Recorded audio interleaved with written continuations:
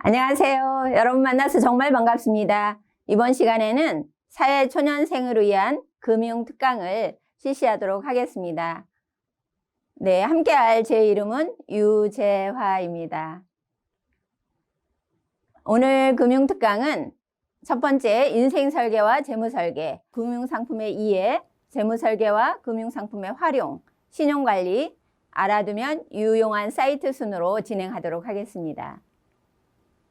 그럼 우선 인생설계와 재무설계에 대해서 함께 하도록 하겠습니다. 여러분이 집을 짓는다고 한번 상상해 보십시오.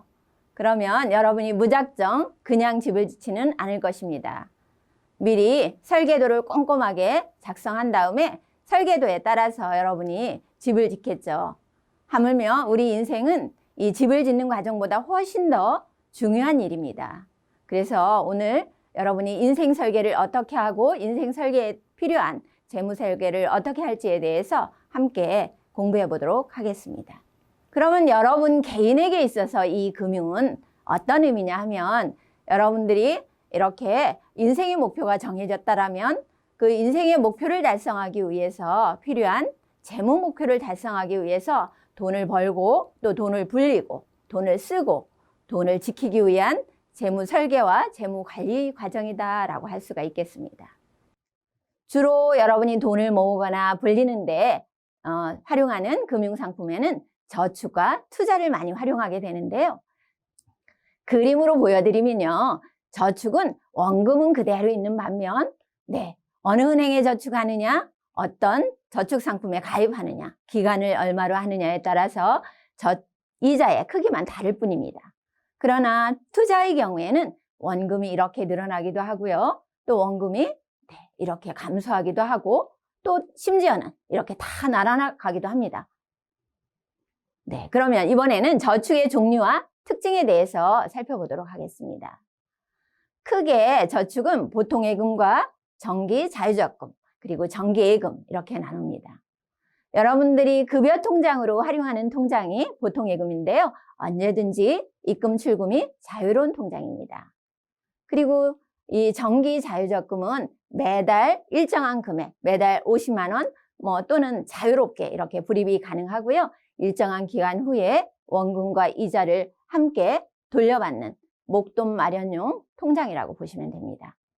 이렇게 해서 목돈이 마련이 되면 그 다음에는 이 목돈을 더 크게 굴리는 용도로 사용하는 게 바로 정기예금입니다. 이번에는 여러분이 잘 알아두시고 가입하시면 좋은 주택청약 종합저축에 대해서 살펴보겠습니다. 주택청약 종합저축은 아파트 청약을 위한 상품으로요. 공공주택이나 민간주택을 모두 다 청약할 수 있는 상품입니다. 여러분들 중에는 이미 주택청약 종합저축을 가입하신 분도 계시겠지만 그렇지 못한 친구들은 이번 기회에 좀 가입하면 도움이 되지 않을까 싶습니다. 왜냐하면 공공임대 등 주택공사에서 주도하는 이런 주거 프로그램에 도전할 때도 필요하고요. 그리고 이 통장은 매달 2만 원씩 또 최고 50만 원까지 자유롭게 납입이 가능합니다. 그리고 또 여러분이 직장에 다녀서 소득이 있으시면 무주택 세대자라든지 이런 요건이 충족되면 소득 공제 혜택이 있기 때문에 가입을 권장드리고요. 다만 이 통장은 아파트 청약이 될 때까지 장기간 넣어야 될 수도 있는 통장이기 때문에 많은 돈을 이 통장에 적금하는 것은 권장하지 않습니다. 여러분이 이렇게 돈을 아끼고 소비를 줄여서 은행에 열심히 저축했는데 이 은행이 혹시 망하면 어쩌나 하고 걱정하신 적은 혹시 없으신가요? 그런데 크게 걱정하실 필요는 없습니다. 왜냐하면 우리나라는 예금자 보호법에 의해서 한 금융회사에서 1인당 5천만 원까지는 예금보험공사에서 대신 지급해주기 때문에 그렇습니다. 그런 예금자 보호가 되는지 안 되는지 여부는 여러분이 통장을 보시면 알 수가 있습니다. 통장에 이 예금은 예금자 보호법에 의해서 5천만 원까지 예금 보호가 됩니다 라고 적혀 있으면 보호가 되는 상품이라고 보시면 되고요. 후순위 채권이라든지 변액보험, 펀드 이런 상품은 보호가 되지 않는 상품입니다. 특히나 확정 이자면서 이자가 높다고 해서 어느 금융회사에서 후순위 채권을 가입하라고 하시면 각별히 유의를 하셔야 됩니다. 왜냐하면 말 그대로 후순위 채권이라는 거는 나중에 다 지급할 거 지급하고 남는 돈이 있을 때만 지급한다는 채권이기 때문에요. 은행이나 금융회사가 망할 때는 그런 돈이 충분하지 않기 때문에 망하는 겁니다. 그래서 특별히 유의를 하시면 좋을 것 같습니다. 금융투자상품의 대표적으로는 이렇게 주식과 채권이 있는데요. 여러분이 주식을 사시는 거는 그 기업의 주주가 되는 겁니다. 주주라는 거는 주식회사의 주인이 됐다 이런 의미입니다. 그래서 여러분이 주주가 되셨기 때문에 가장 중요한 기업의 의사결정을 할 수 있는 의결권에 참여할 수가 있습니다. 그리고 또 기업이 이익을 계속 내서 기업의 가치가 상승하면 주식을 팔아서 차익을 얻을 수도 있습니다. 그렇지만 반대로 기업의 손실이 계속 발생하고 기업의 가치가 감소한다면 여러분은 손실을 얻을 수도 있습니다. 그리고 기업의 이익이 생기면 기업의 배당 정책에 따라서 그 이익을 여러분이 배당금으로 수령하실 수도 있습니다. 그에 반해서 채권은 여러분이 채권을 사셨다라고 하면 여러분은 그 기업에 돈을 빌려준 채권자의 지위를 갖게 됩니다. 채권자이기 때문에 여러분의 의결권은 없게 되고요. 그리고 기한이 되면 원금과 이자를 돌려받게 됩니다. 그 밖에도 우리 투자 대상은 다양한 것들이 있습니다. 여러분이 잘 아시는 것처럼 부동산이 있고요. 그리고 외국 돈이 있습니다. 외화라고 하죠. 그리고 원유나 그리고 곡식 이런 것들, 원자재, 또 금, 영화, 그림 등 다양한 형태의 투자 대상이 있고요. 요즘에는 그림이나 건물 등이 잘게 나누어져서 토큰화돼서 이렇게 투자할 수 있도록 도움을 주는 그런 기업도 있습니다. 투자할 때 유의사항으로는요. 처음에는 소액으로 시작할 것을 권장합니다. 그리고 여러분 여윳돈으로 하셔야 됩니다. 밑에 그래프처럼 우리나라의 주식시장은 변동성이 매우 큽니다. 그래서 여러분이 만약에 주식에 투자할 때는 이렇게 주식이 하락하는 시기도 많이 있습니다. 그러면 여러분이 만약에 빚을 얻어서 투자했다라면 그런 시간을 견디기가 매우 어렵습니다. 그래서 투자는 여윳돈으로 하셔야 되고요. 그리고 반드시 공부하셔서 잘 알 때만 투자하셔야 합니다. 그리고 그 투자 자산에 따른 충분한 위험을 인지하시고 그 위험에 대처할 수 있을 때만 투자하셔야 됩니다.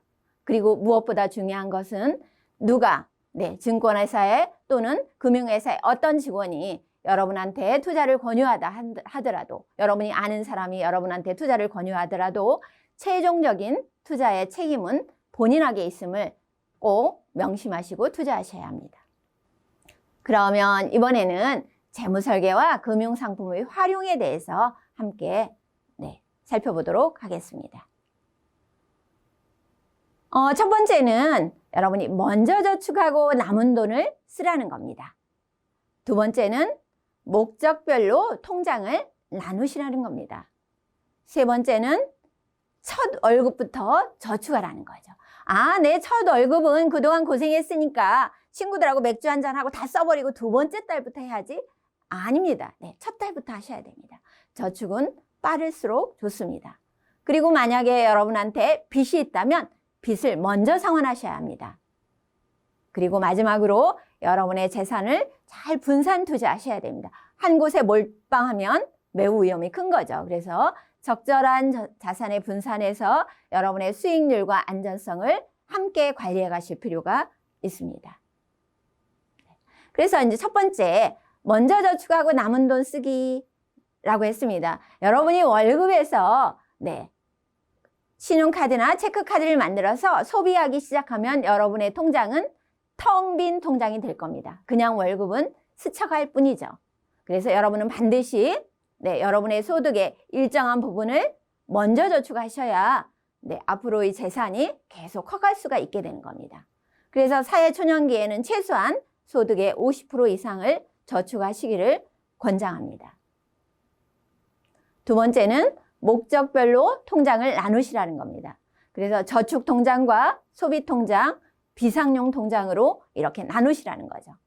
그래서 여러분의 체크카드나 신용카드도 급여 통장에서 결제되도록 하시면 안 되고요. 그 통장은 소비 통장에서 결제되도록 하셔야 합니다.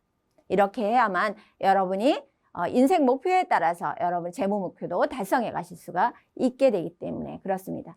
그리고 소비 통장에 돈이 남으면 이 돈은 여러분들이 그냥 소비 통장에 남겨두지 마시고요. 그 돈은 비상용 통장으로 옮겨서 비상시에 이 돈을 쓸 수 있도록 해야 됩니다. 그러셔야만 저축으로 여러분이 이렇게 적금이라든지 뭐 펀드라든지 이런 가입하신 거를 중간에 해지하시지 않게 되게 되는 거죠. 그래서 여러분은 그 인생의 목표에 따라서 결혼 자금이 언제 얼마가 필요한지 이렇게 재무 목표를 설정할 수가 있습니다. 그럼 여기에 맞는 최적의 상품을 선택해서 가입하셔야 되겠죠. 첫 월급부터 저축합니다. 빠를수록 좋다고 했습니다. 시간이 돈입니다. 여러분 지금 1,000만 원과 5년 뒤에 1,000만 원은 다른 돈입니다. 가치가 서로 다릅니다.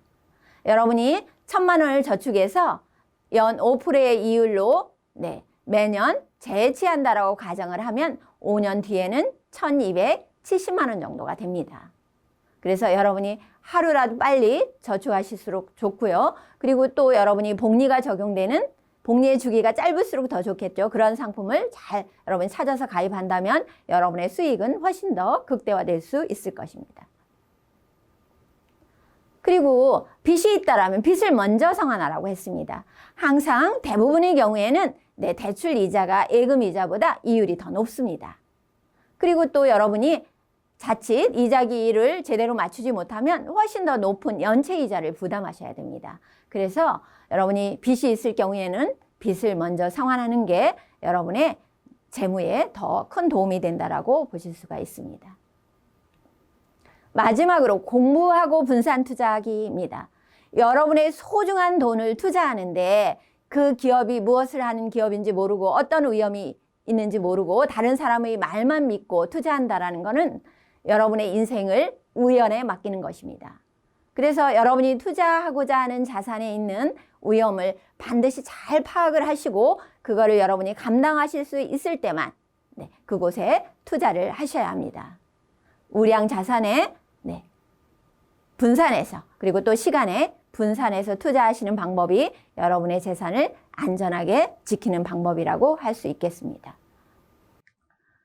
여러분이 이제 경제활동을 처음 시작합니다. 그럼 여러분의 첫 출발이 매우 중요합니다. 그래서 다시 한번 그동안 배운 내용을 정리하고 마치려고 합니다. 첫 번째는 여러분의 소비통장, 지출통장과 저축통장을 반드시 분리하셔야 합니다. 그래야만 여러분의 재산은 오늘보단 내일, 내일보다는 모레, 여러분이 10년 후, 20년 후, 30년 후 여러분을 훨씬 더 풍요로운 곳에서 여러분이 사실 수가 있을 겁니다. 그리고 두 번째는 여러분의 소득 중에서 반드시 소득의 50% 이상을 저축하시기를 권장드립니다.